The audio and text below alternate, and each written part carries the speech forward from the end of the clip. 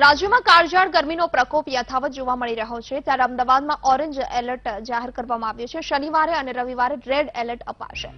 મળતી માહિતી મુજબ અમદાવાદમાં 43 ડિગ્રી તાપમાન નોંધાયું છે, જે 46 ડિગ્રી સુધી પહોંચવાની શક્યતા સેવાઈ રહી છે। તો અમરેલી અને સુરેન્દ્રનગરમાં પણ 43 ડિગ્રી તાપમાન નોંધાયું છે, જ્યારે રાજકોટ, ઈડર અને ગોધરામાં 42 ડિગ્રી તાપમાન નોંધાયું છે। તો ભાવનગર અને ભુજમાં 40 ડિગ્રી તાપમાન તેમજ પાટણમાં 41 ડિગ્રી તાપમાન નોંધાયું છે।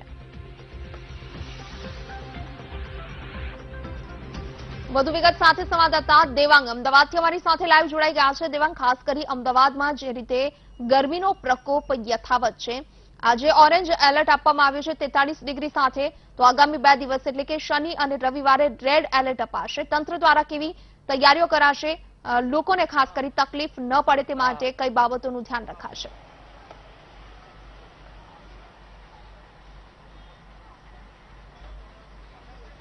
મનીષા, જે રીતે વાત કરીએ કે આજે અમદાવાદની અંદર ઓરેન્જ એલર્ટ જાહેર કરી દેવામાં આવ્યું છે અને વાત કરીએ કે આગામી એક અઠવાડિયાની અંદર એટલે કે શનિ અને રવિવારે રેડ એલર્ટ પણ જાહેર કરી શકે, તો તંત્ર દ્વારા તો પબ્લિકને જે ગાઈડલાઇન્સ બહાર પાડવાની હોય છે કે બપોરના સમયે બહાર નીકળવાનું ટાળવું જોઈએ, ત્યારે બીજી બાજુ પાણી પીવાનું જે પ્રમાણ જે છે તે પણ વધારવું જોઈએ। ઠંડા પીણા એટલે કે શેરડીનો રસ જે છે, લીંબુ શરબત છે, તે બહાર નીકળો ત્યારે તે ઠંડા પીણાનું પ્રમાણ પણ વધારવું જોઈએ।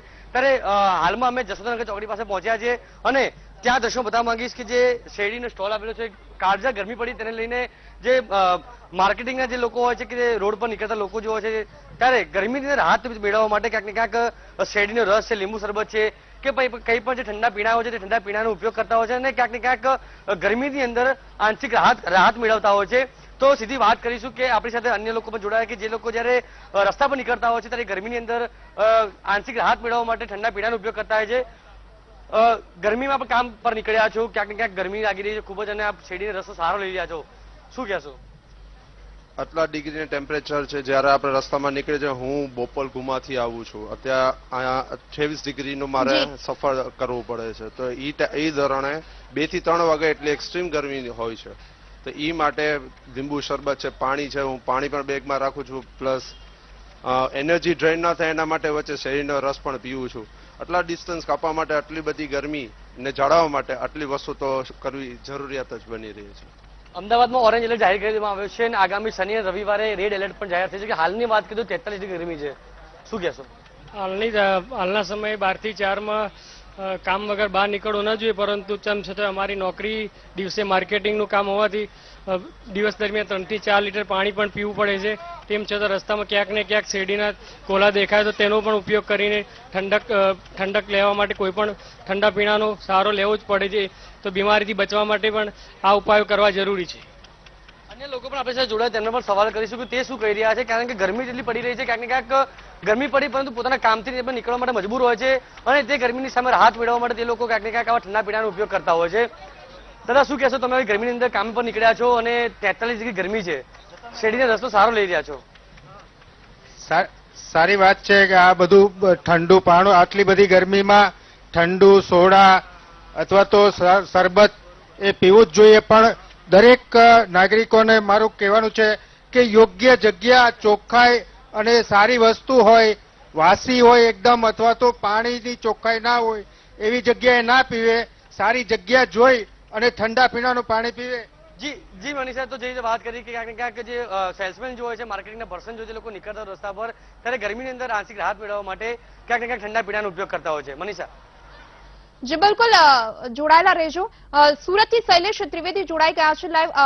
શૈલેષ, ખાસ કરી વાત કરવામાં આવે જે કાળઝાળ ગરમી સમગ્ર રાજ્યમાં પડી રહી છે, અમદાવાદ સહિતના શહેરોમાં તો ઓરેન્જ એલર્ટ જાહેર કરી દેવામાં આવ્યું છે, સુરતમાં શું પરિસ્થિતિ છે ખાસ કરી, અને સુરતમાં લોકો ગરમીથી બચવા માટે કેવા કેવા પ્રયાસો કરી રહ્યા છે? જ્યાં -5 ડિગ્રી તાપમાન છે, એ જગ્યા છે એ સુરતનો સ્નો પાર્ક છે, એકમાત્ર સ્નો પાર્ક છે, જ્યાં અત્યારે ભર ઉનાળામાં લોકો અને ખાસ કરીને નાના ભૂલકાઓ અત્યારે સ્નો પાર્કની મજા માણી રહ્યા છે।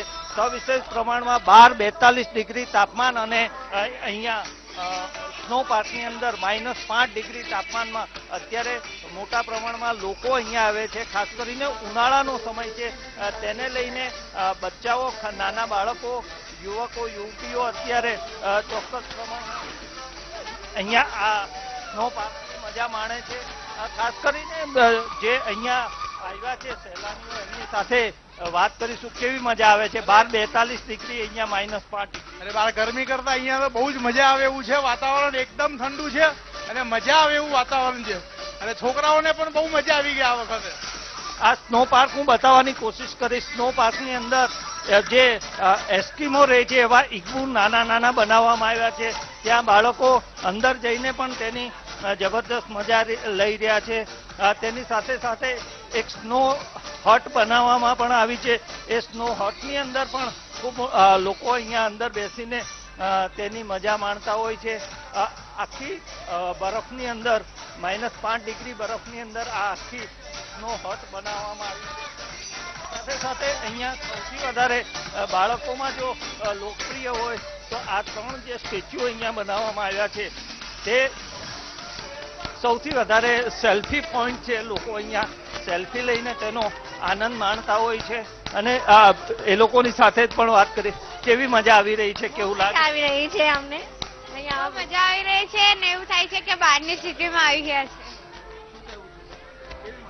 આ જગા બહુ સારી છે ફરવા માટે. શું કેવું છે તારું? આ જગા બહુ બરફવાળી છે. આજે અહીંયા સાથે સાથે લોકો અહીંયા ખાસ કરીને બચ્ચાઓ અહીંયા સૌથી વધારે આનંદ મેળવી રહ્યા. કેવી મજા આવી રહી છે? બહુ જ મજા આવી રહી છે. કેવું લાગે છે? બહાર ગરમી છે, અહીંયા આટલી બધી ઠંડી છે. બહાર બહુ ગરમી છે ને અહીંયા બહુ બધી ઠંડી છે. કેવું લાગી રહ્યું છે અહીંયા? સ્નોપાર્કમાં બહુ મજા આવે છે. બહાર બહુ બધી ગરમી, અહીંયા વેકેશનમાં અહીંયા જ રહેવાનું મન થાય. હા, વેકેશનમાં અહીંયા બહુ મસ્ત આવે.